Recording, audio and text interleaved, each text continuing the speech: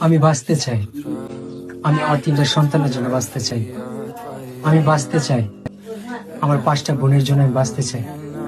বাংলাদেশের পরিচিত content creator Saeed ভাই আর আমাদের মাঝে নেই। দীর্ঘদিন লিভার ক্যান্সারের সঙ্গে লড়াই করার পর তিনি মৃত্যুবরণ করেছেন।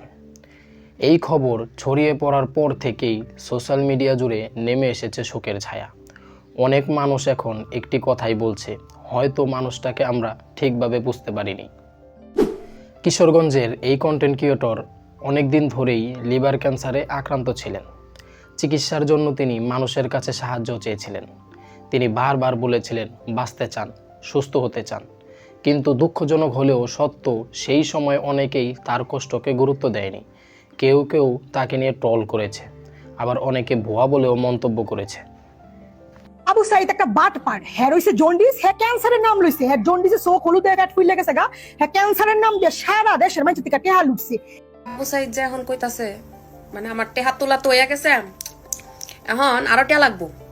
আবু সাইদের অ্যাকচুয়ালি হয়েছে জন্ডিস, আর আমি যখন এই সত্যটা প্রকাশ করে দিলাম তখনই তার আত্মীয় স্বজন খেপছে।